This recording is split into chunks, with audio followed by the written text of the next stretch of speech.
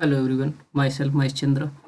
और इसी लेक्चर में हम करने वाले हैं, ये क्रैश कोर्स है हमारा, जिसमें हम यूजीसी नेट 2021 कॉमर्स के तीनों शिफ्ट के पेपर को डिस्कस करने वाले हैं। इसमें हम तो ये हमारा पार्ट 1 होगा, जो कि कॉमर्स के PYQ हम कर रहे हैं 2021 25 नवंबर का शिफ्ट 1। ठीक है ना, चलिए स्टार्ट करते हैं। Which is the most potent driver of business, यानी कि इसमें से कौन सा मोस्ट पोटेंट है ड्राइवर ऑफ बिजनेस करने के लिए। ठीक है ना, तो ट्रांसफॉर्मिंग ड्यूरिंग कोविड-19, जो कि कोविड-19 के समय की बात कर रहे हैं, यानी कोविड-19 के दौरान सबसे ज़्यादा पीक, सबसे ज़्यादा इम्पोर्टेंस किस चीज़ की थी यहाँ पे। तो ethical consequences, scale economic and pricing power, technology adoption and innovation, supply chain logistic and government intervention. हमें इसमें से देखना है कि सबसे ज़्यादा इम्पोर्टेंट कौन सा है इसमें से सबसे ज़्यादा।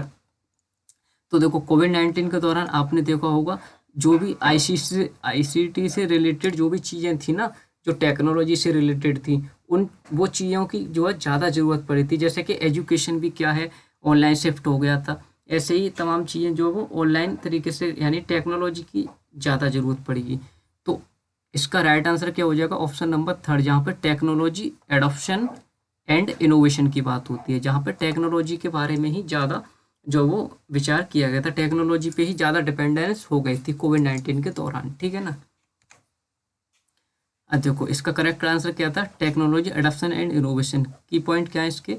जैसे कि technology adoption and innovation has been most powerful driver of business change during कोविड-19, यानी कोविड-19 के दौरान की अगर हम बात करें तो यहाँ पे जो है वो टेक्नोलॉजी एडॉप्शन एक ज़्यादा पावरफुल ड्राइवर था। ठीक है ना, all business information can be made available only through technology, यानी कि बिजनेस की सारी भी इंफॉर्मेशन जो किस चीज़ से थ्रू अवेलेबल हो रही थी? Technology, innovation and business can be developed technically, यानी कि सारी चीज़ें जो टेक्नोलॉजी पर डिपेंडेंस हो गई थी कोविड-19 के दौरान, क्योंकि आना जाना पूरी तरह से बैन था। तो यहाँ पे क्या था कि टेक्नोलॉजी के द्वारा ही सारी चीज़ें वर्क करने लगी थी। नेक्स्ट क्वेश्चन करें हम, तो countervailing duty can often impose on import to offset the impact of, यानी काउंटर वेलिंग ड्यूटी का जो वो इम्पोर्ट पे इम्पैक्ट पड़ा था, किस तरीके से था कि प्रेडेटरी प्राइसिंग होती है, एक्सपोर्ट सब्सिडी होती है, डंपिंग होती है और लो कॉस्ट फाइनेंसिंग होती है।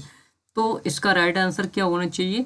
एक्सपोर्ट सब्सिडी, कि काउंटर वेलिंग ड्यूटी जो है वो एक्सपोर्ट पे ज़्यादा इम्पैक्ट डाल रही। अब है क्या, इसको हम पढ़ लेते हैं। जैसे कि काउंटर वेलिंग ड्यूटी क्या होती है, इसको देख लेते हैं हम सबसे पहले। Countervailing duty are tariff impose on imported commodity, यानी काउंटर वेलिंग ड्यूटी का मतलब क्या हो गया? जो भी हम कमोडिटी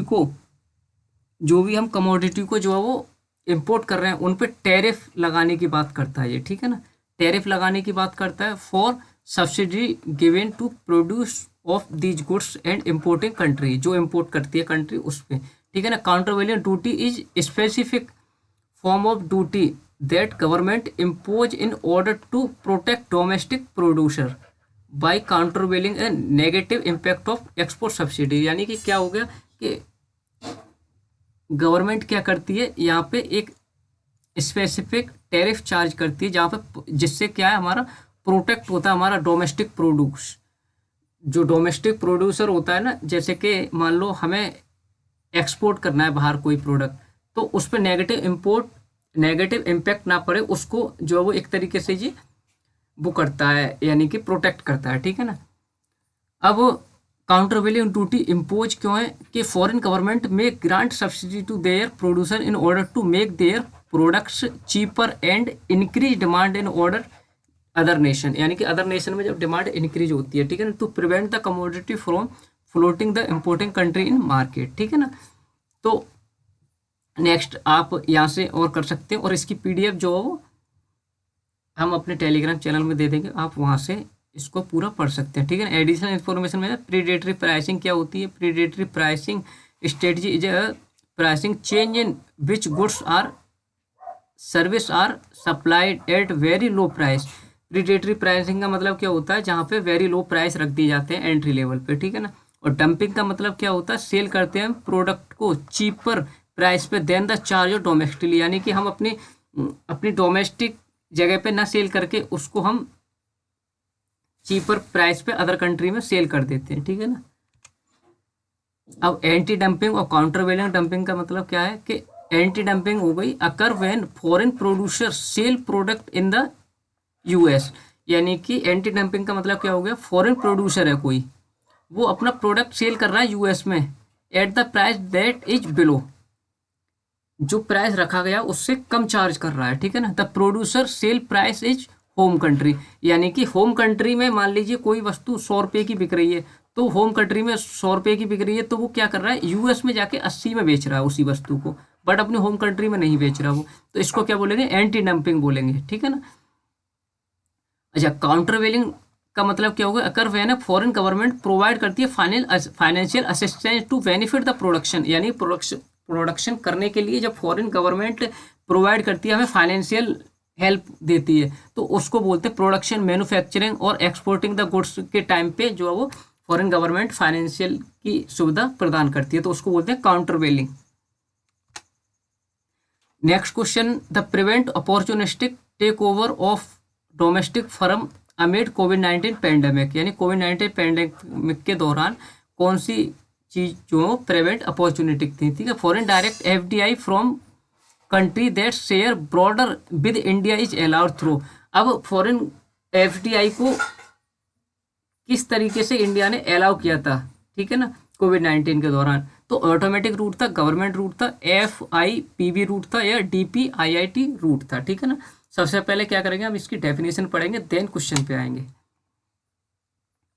की पॉइंट क्या है इसके, following covid pandemic on 18 April 2020 the government make prior approval essential for FDI, ठीक है ना। फॉरेन इन्वेस्टमेंट के लिए गवर्नमेंट ने क्या कर दिया कोविड-19 के दौरान कि गवर्नमेंट से अप्रूवल लेनी पड़ेगी आपको, एसेंशियल है यानी जरूरत है। From the nation share land border with India in order to prevent, ठीक है ना। कहने का मतलब क्या हो गया कि हमें FDI में पैसा लगाने के लिए गवर्नमेंट से अप्रूवल लेनी थी, किस टाइम पे, कोविड-19 के दौरान, ठीक है ना।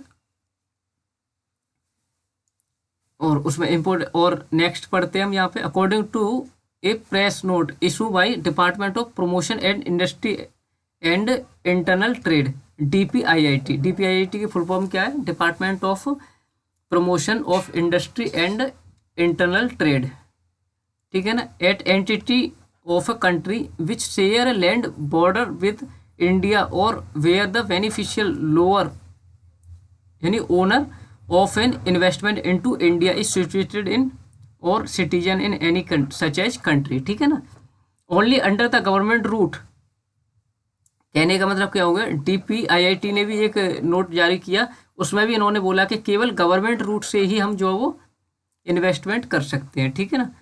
अब गवर्नमेंट रूट होता क्या है, गवर्नमेंट रूट का मतलब होता है एंट्री रूट थ्रू, एक एंट्री रूट होता है जहाँ पे इन्वेस्टमेंट करने के लिए किसी भी पर्सन को, चाहे रेसिडेंट हो या outside India, required prior government approval, यानी कि इंडिया का रेसिडेंट है और उसको मान लीजिए फॉरेन में इन्वेस्टमेंट करना है, तो उसको गवर्नमेंट से अप्रूवल लेनी होती है। And foreign investment receive under this route shall be accordance with the condition situated by government ने जो कंडीशन दे रखी है अप्रूवल की, वो कंडीशन हमें माननी होती है। तो कोविड-19 के दौरान की बात पूछी गई है, और किस तरीके से जो अप्रूवल की बात थी तो वो थी गवर्नमेंट रूट के हिसाब से, ठीक है ना। तो इसका राइट आंसर हो जाएगा ऑप्शन नंबर बी।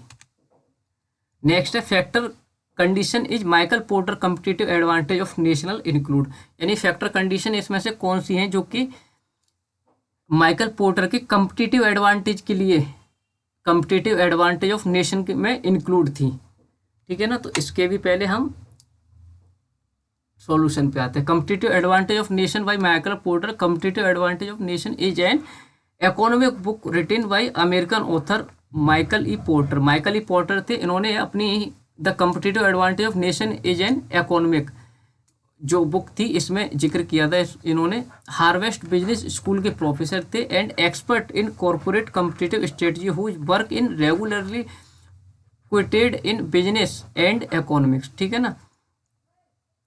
तो इसमें 4 चीज़ें इंक्लूड थी, 4 फैक्टर थे इसमें।